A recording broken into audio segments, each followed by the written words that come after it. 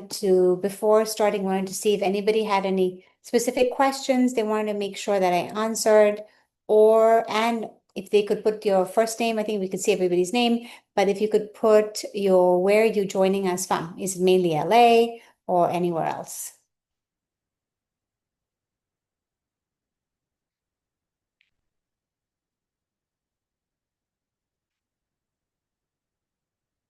Shannon, welcome.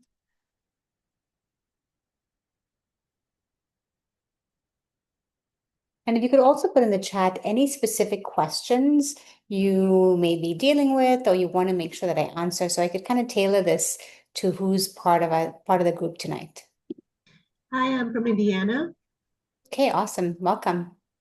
Thank you.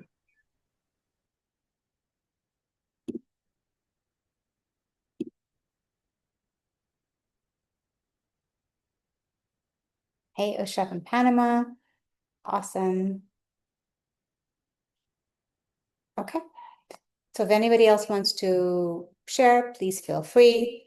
And I will stop the Zoom if we have questions along the way. So this is just a webinar talking about things such as what may be causing resistant belly fat, what may be causing fatigue, and what kind of imbalances to look for that maybe you haven't got an answer to or you're still thinking about. So this is this webinar. I'm based in Los Angeles for those who don't know me, and I am the founder of Sayana Medical and Wellness Center based in Sherman Oaks here in the Valley. So turn off your phones if you can. I won't be long. We'll probably discuss for about 40 minutes, and any questions or answers, I will take questions at that time. Okay. So a lot of people who come and see us kind of ask us some of these questions. Why is it so hard to lose my gut, especially after age 40? And working harder than ever before, dieting and exercising, but the weight just doesn't budge. Or you feel like you want to start just feeling like yourself again. A lot of patients come to us and say, I just want to feel back to who I was. I'm not looking for any big miraculous change, but just to how I felt before. And they may have trouble falling asleep or staying asleep, may have low energy despite getting a good night's sleep, or not enough energy to get through the day. Or they kind of wonder to themselves, am I feeling this way? And is this normal? They may feel down, depressed, unmotivated. Or they may think, is this part of natural aging? Is this what aging means when I'm just irritable, don't have brain fog, have joint and muscle pain?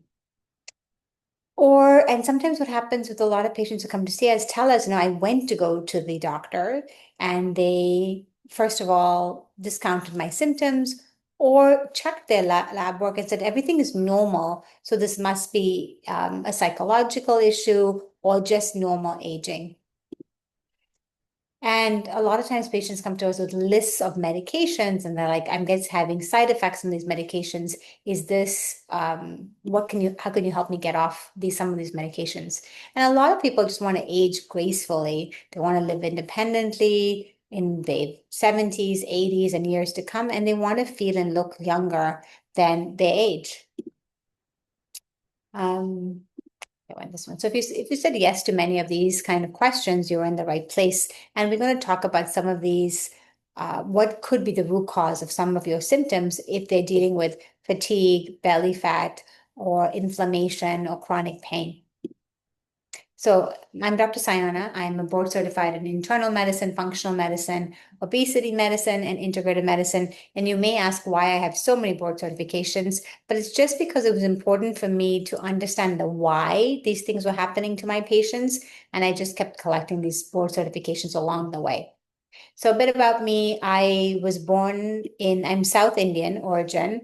I was born in Southern Africa. I lived in Botswana and then came to Vermont for medical school, public health school at Yale, and then came to California because it was too cold in the East Coast.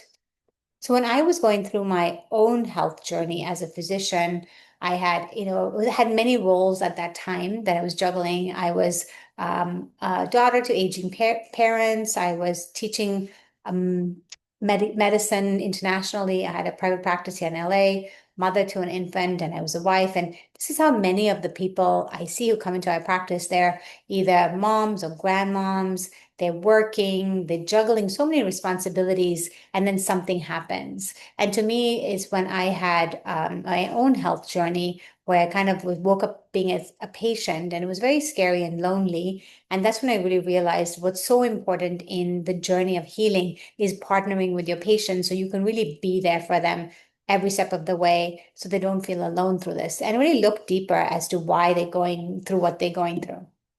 This is my why. This is my husband and my two kids. This is why I want to be healthy and where I want to be healthy for a long time. But if you could take a moment to write, what is your why? Why would you want to be healthy for the next 10 years? And if anybody's willing to share, please do. But why do you want to be healthy and vital for the next decade or two? Is it mainly for your family? Is it mainly for yourself? Is it mainly so you can travel? Is it mainly so you don't not a dependent on your kids? But why do you want to be healthy for the next couple decades? Anybody want to share?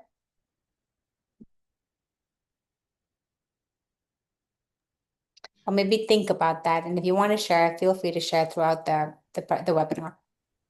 So what is your why? And a lot of my patients say, I really just want to be able to garden, be able to spend time with family, be able to travel, be able to really enjoy life because I've worked so hard and not be able to stress about it. Or I just want to not be in pain and I want to wake up in the morning and be able to get out of bed and do my daily activities.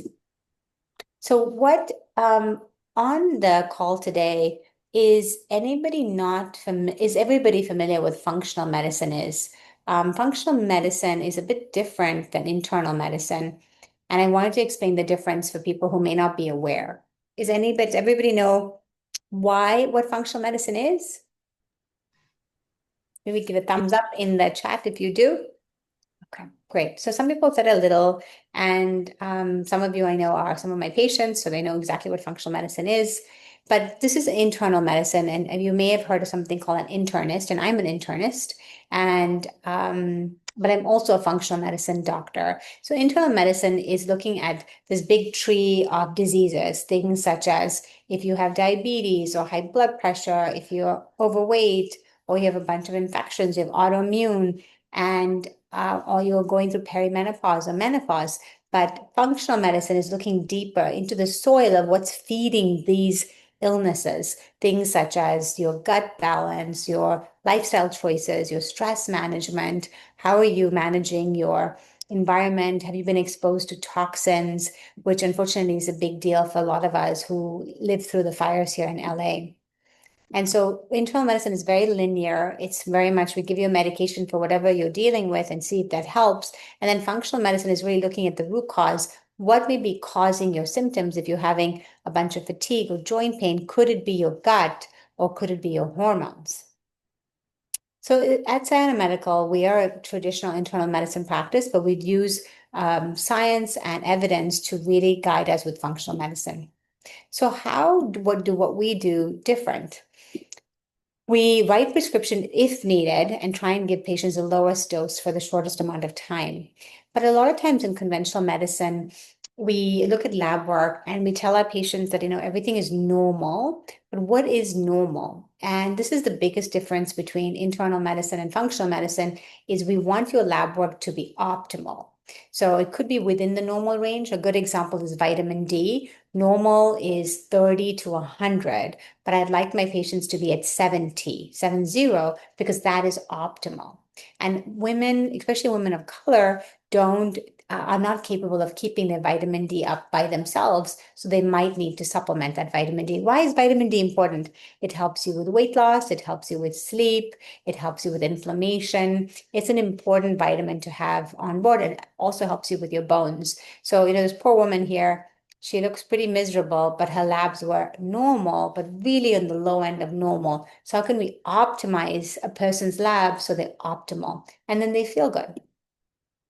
So this is the iceberg theory, which is think about an iceberg in the ocean. So the tip of the iceberg is what we do in conventional internal medicine, where we look at symptoms, we wait for the patient to come to us and tell us something is going on, and then we prescribe medications or we might test labs. But in functional medicine, it's really a more of a proactive approach. It's what's happening underneath the ocean. What is your gut health? How are your hormones? What is your toxic burden? What inflammation do you have? And sometimes people discount a lot of their symptoms. They're like, oh, I just must be aging, or I just something I ate. But what's actually contributing to this? Because as you age, that water level comes down and these symptoms become much more. So it's important to understand what's going on beneath the surface so you can live an optimal and vibrant life. So with functional medicine, we use multiple pillars, but in this, and I'm explaining this so you understand what could be contributing to some of your symptoms. So the first pillar is hormones and metabolism. And when I check hormones, I am talking about your stress hormones, your adrenal gland hormones. And these are two tiny glands that sit on top of your kidneys, produce the stress hormone cortisol. So if you're constantly worried and stressed or anxious, your cortisol will increase in your body. And your body doesn't know the difference between you being chased by a tiger and you having a lot of things happening in your life. And it could even be exciting things. So the problem is if you're chased by a tiger, you get eaten or you get saved and it's done. But if you are constantly in the stress response and your cortisol keeps going higher and higher, then you're in an inflammatory state that there's no switch off button for because there's no endpoint. And it's this inflammatory cascade is what is the canvas by which you can have autoimmune cancers, all kinds of diseases. So it's important to know what is your cortisol and what are your other hormones, such as insulin. A lot of times in internal medicine, we may just check your hemoglobin A1C or your fasting blood sugar. We're not looking deeper to really understand what is going on with your blood sugar. And it's important to look at insulin because your insulin is abnormal 10 or 20 years before you ever become diabetic.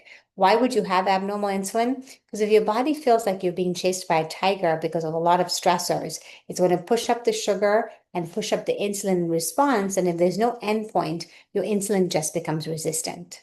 So it's important to measure your insulin, your adrenals, your thyroid. As an internal medicine doctor, we check 2 labs for the thyroid, but the complete thyroid panel is 5 labs. And then the last set of hormones are your sex hormones. Look up your estrogen, progesterone, testosterone. Even if you're not planning on using hormone replacement therapy, or even if you're far gone from menopause or being in postmenopause, it's good to know where these hormones are, especially if women are losing muscle. It's thought that women lose about 20% of their skeletal muscle by age 50. So we just are. And what is the currency of longevity? It's muscle. How are you preserving muscle? How are you staying strong? At 89, will you be able to get up by yourself from the toilet without shaking, or will you need assistance? So it's really important to focus on muscle building. But if you don't have enough testosterone on board, or if you're not eating enough protein, you won't be able to make that muscle. So it's really important to investigate your hormones. The second big pillar is your gut health. How is your gut? Do you have what kind of bacteria do you have in your gut? How is the gut lining? Is it nice and snug or is it leaky? Is it causing inflammation or is it able to digest and process your food? How are your toxins? As a conventional internal medicine doctor, we don't look at toxins very much. We just look at maybe lead toxicity in kids because we know that can lower your IQ. But we're looking in functional medicine at things such as heavy metals. My biggest toxin we see in Los Angeles is mercury because a lot of people eat a lot of sushi here. And mercury mimics estrogen. It can impact the gut motility. It can be associated with depression and anxiety. And it's about how can you get that mercury out. Other toxins is do you live in a moldy environment? Do you live in a home that has water damage? Mold can impact your hormones, can impact inflammation. And then the other kind of toxins you think about are pollution from LA fires, or if you live near airport or highway, you might have these toxins, and these toxins are disrupting your hormones. So it's important to measure them and understand them. And then with lifestyle choices, we talk to patients about how is their diet, how is their nutrition, how is their community, and how is their sense of belonging? Because a lot of people are very, very lonely. And are they putting an effort to improve that? Because if you do feel a lack of community, a lack of belonging, and a lack of purpose, it's like smoking 15 cigarettes a day in terms of heart disease risk. So it's important to actually make sure you have those things. So here are some patient stories where a lot of people go to the doctor and they're like, I don't really feel sick, but something is wrong. And this is a common patient we see, mainly above 35 to maybe 48. But she is angry before her period, she's irritable, she's like the scary person with her family. Everybody wants to stay away from her. And she's like this hormonal monster. And it's commonly due to a drop in progesterone. Why that might be the case, it might be she's just being really busy. She's a busy mom, dropping her kids at work, taking care of the household plus work. And so her cortisol, her stress hormone, is eating up progesterone. If she goes to her internal medicine doctor or conventional doctor, they would give her things like an antidepressant or Prozac to help her with those symptoms. But in functional medicine, we would check her hormones, give her some progesterone, or give her some vitamin C, some cycle support, which is chasteberry vitex, increase her progesterone naturally so she doesn't feel this awful the week before her cycle. But it's all about understanding why before jumping to your prescription pad. And a lot of women in their 50s come to us and just say, you know what, I'm exhausted. My vitality that I had in my 40s is just gone. I feel completely out of order. And a lot of times, patients, when we test their hormones, what we notice is that inflammation is going up and their testosterone is going lower. So you can take different supplements to help this. Things like fenugreek, which is the herb in South Asia, can help increase testosterone. You could try fenugreek tea, but it's important to know why before jumping to different supplements. In cortisol, this is our modern life in LA and beyond, where there's just a lot on everybody's plate. There's no time for us to pause, breathe, have some time to ourselves. And so everybody is running on this hamster wheel, and their cortisol is always increasing. And if you don't have a time to reset your cortisol, it's going to eat up other hormones and put you in inflammation. And the biggest thing high cortisol does is weight resistance, which is belly on your thigh, weight on your thighs and weight on your belly. Thyroid can cause a lot of issues with hair loss and fatigue and depression, constipation. So it's important to get a good picture of what your thyroid labs are. Let's do a quick quiz to make sure everybody's awake. Which of these hormones affect your energy? Which ones do you guys think affect your energy? Is it progesterone? Is it cortisol? Is it insulin? Is it testosterone? What do you think affects your energy? I'll give you a minute to pick one. And you could just put it in the chat. Which of these hormones affects your energy? Is it cortisol, your stress hormone? Is it progesterone? Is it insulin? Is it testosterone? Okay.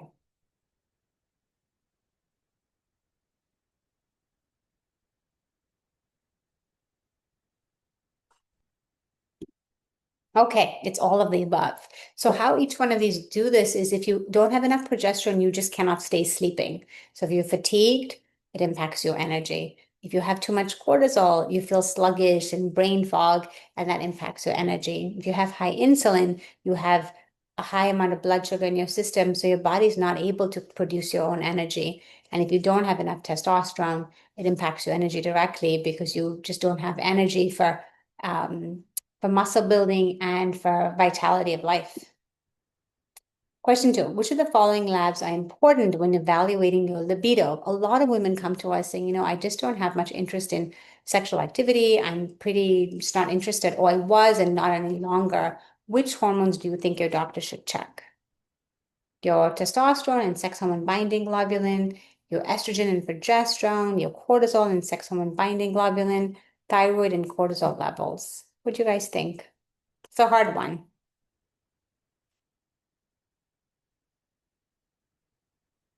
Any guesses?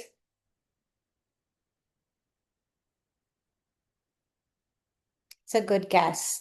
So testosterone and sex hormone binding globulin are the ones I would check. So testosterone is a hormone that really impacts libido. Testosterone is in men and in women, and we just have a much lower amount. We still have some, and it still needs to be optimal. And the sex hormone binding globulin is a protein, and women and men who have abnormal sex hormone binding globulin that's really high, it binds up all that testosterone, so you just can't feel it.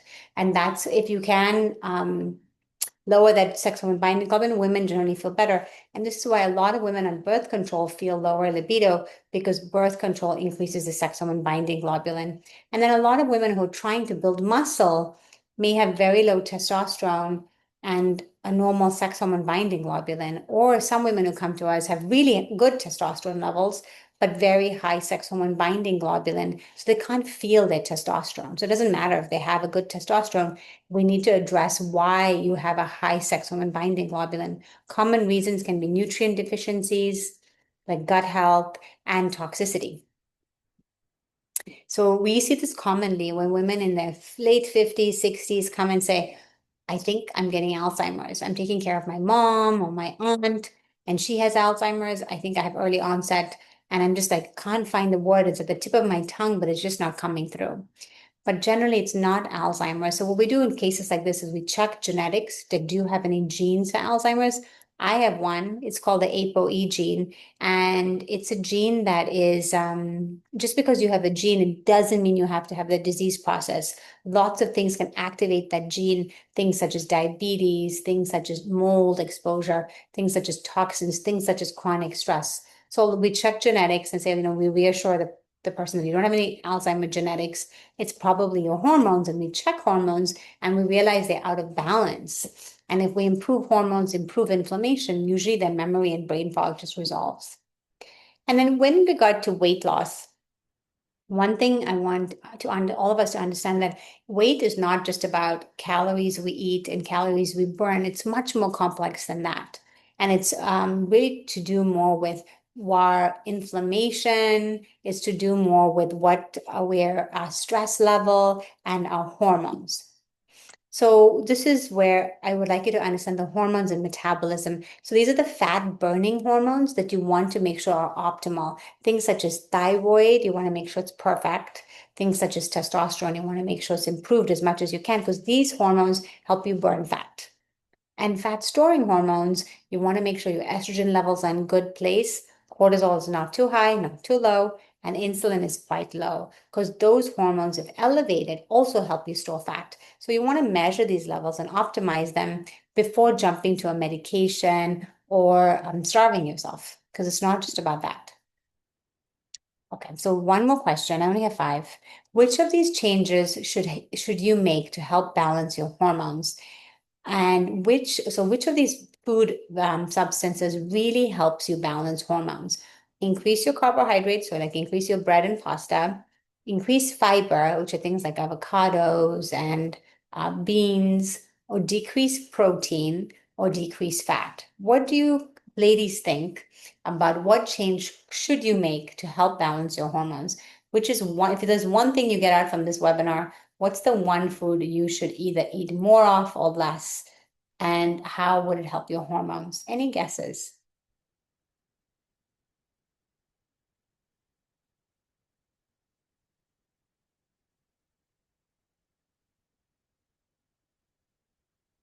Okay. So the one thing I would recommend you try and do is increase fiber. And why fiber? Because fiber is a substance that binds up toxins and dirty estrogens and helps you eliminate them. And these are the kinds of substances that make you gain weight and disrupt your hormones. So you really want to make sure you're eating fiber. On average, an average American eats about 10 to 12 grams of fiber. And we need around 40 grams of fiber, especially if you're a woman above 40, you should really be aiming for 35 to 40 grams of fiber.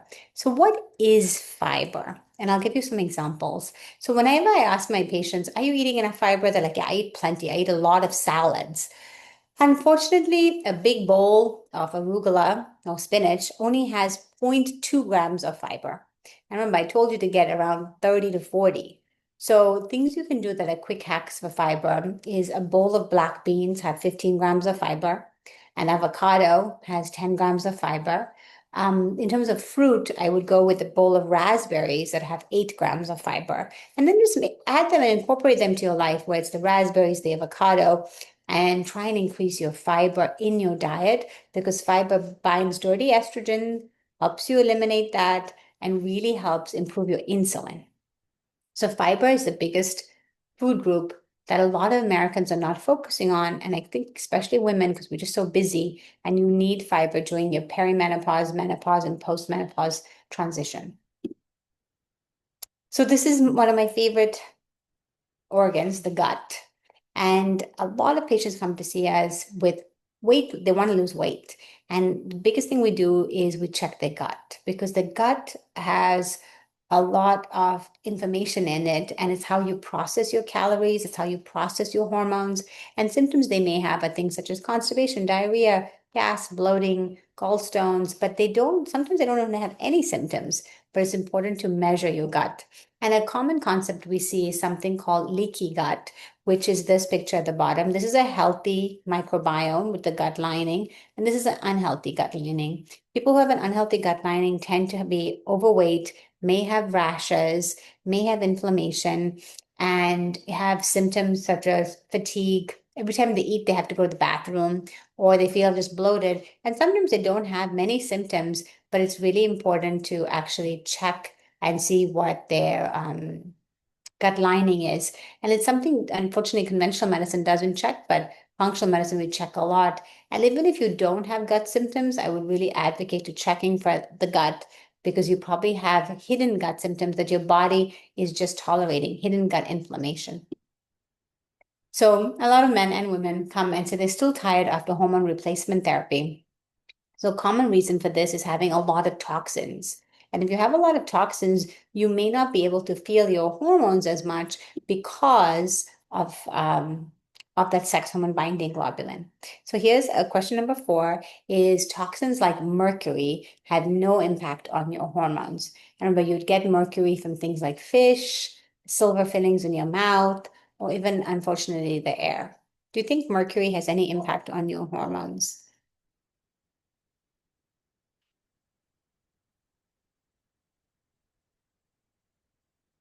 You want to answer, you can put in the chat. I'll give you guys a couple more seconds. Okay, so the actual answer is false. Mercury does have a direct impact on your hormones.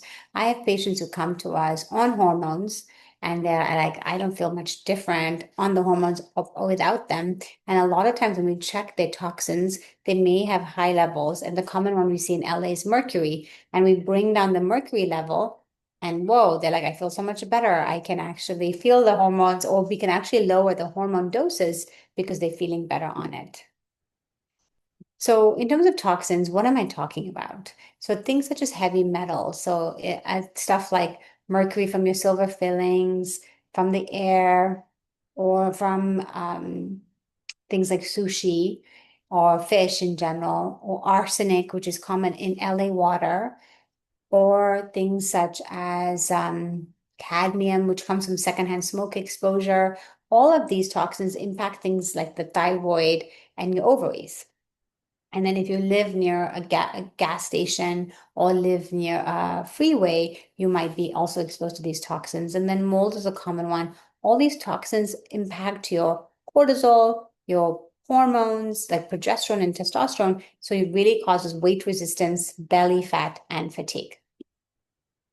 So again, if you're going to a conventional doctor and like they've checked everything and they've told you your labs are normal, make sure they've checked things such as your gut health, your toxic burden, and state of inflammation, because you may not be thinking about that. Another common thing I see a lot in LA is iron deficiency. Some of my patients are vegetarian or vegan, but a lot of them have a condition called SIBO, small intestinal bacterial overgrowth, and that causes bloating. And if you have SIBO, you're not able to absorb your nutrients as well as you should and can have a lot of fatigue. And again, iron levels should be above 100. If your doctor says your iron is normal because it's 40, it's not normal because the range is 40 to 220. And another common thing we see in LA, or if in general in women, if you check, a lot of women have autoimmune markers. And they may have gone to their provider and said, I have joint pain, I have some weakness, but the doctors may not be checking these autoimmune markers. And it's important to have them checked because if you have one autoimmune condition, you are 3 times more likely to get the second. And it's because you haven't cleaned up that canvas of inflammation. So these autoimmune diseases just keep going.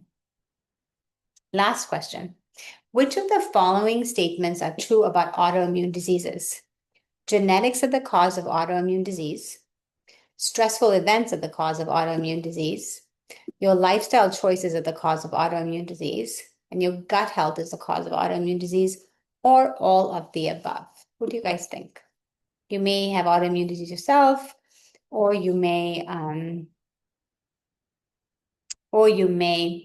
know someone who does. Any responses for that one? What do you think is true about autoimmune?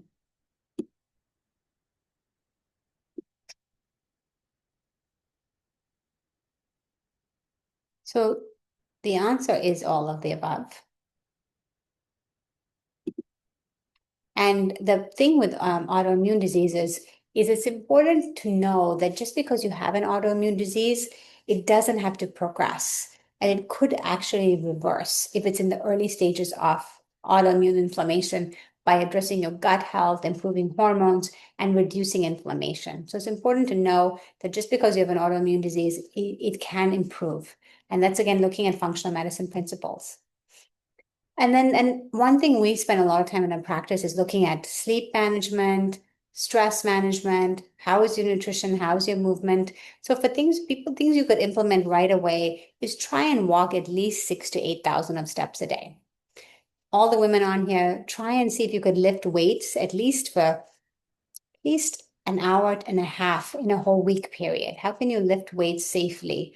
Are you walking around 6 to 8 thousand steps? Are you sleeping without waking up at least 6 hours a night?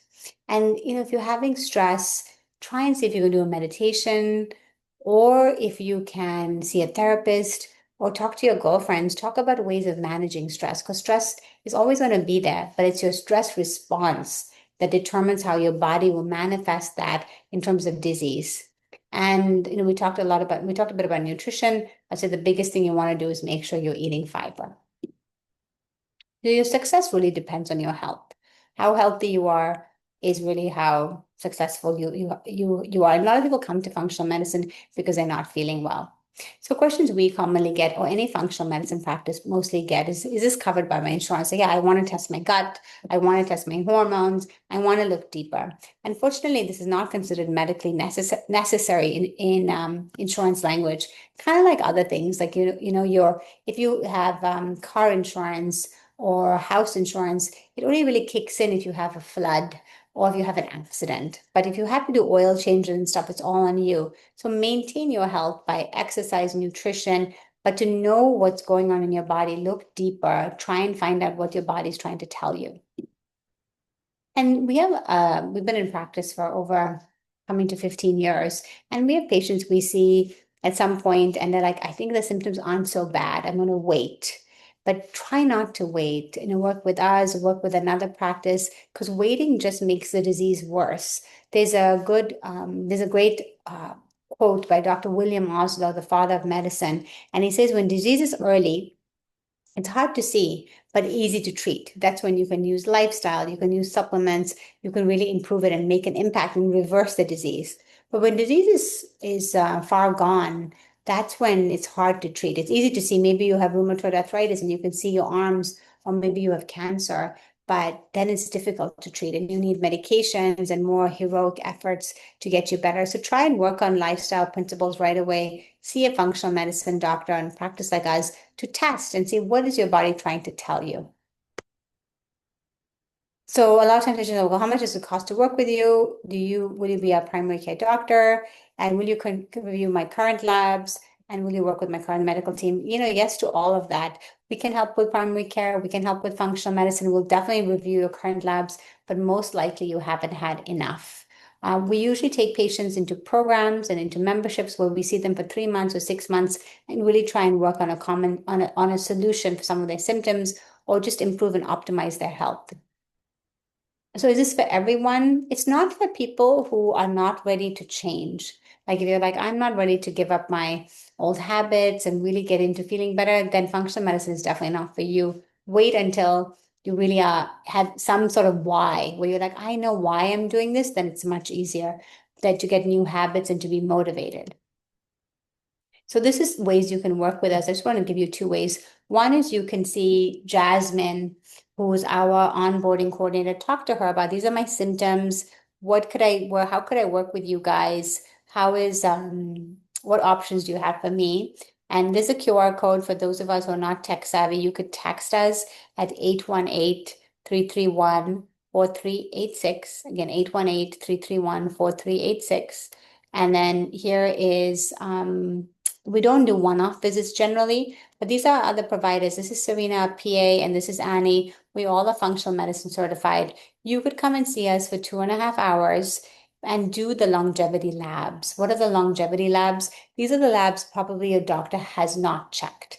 Things such as autoimmune markers, your hormones, your insulin, your inflammation, all the basic stuff I talked about today, not the gut health and not the toxins, but at least everything else. This is something you could test with us. We are in Sherman Oaks. You would come and do the blood work and come and spend 2.5 hours with us to go over that. And we'll also give you a PDF, which will explain how to interpret those labs. So you can do it yourself at a later stage.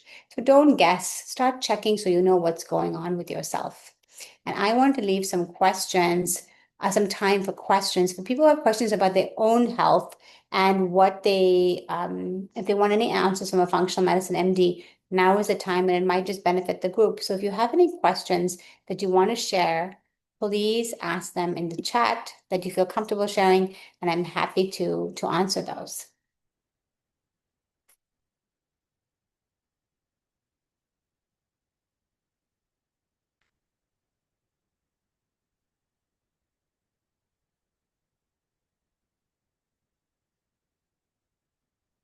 Great. Well, if you guys have questions coming forward, please, I know so many stuff on YouTube. There's so much stuff on podcasts about functional medicine, but don't be comfortable or don't accept whatever symptoms you have, especially if our current healthcare system says you're normal, but you're still having a lot of symptoms.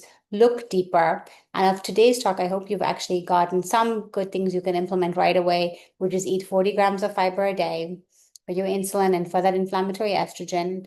And make sure you're walking at least 60 to 80,000 steps a day, because I think it could really, really help.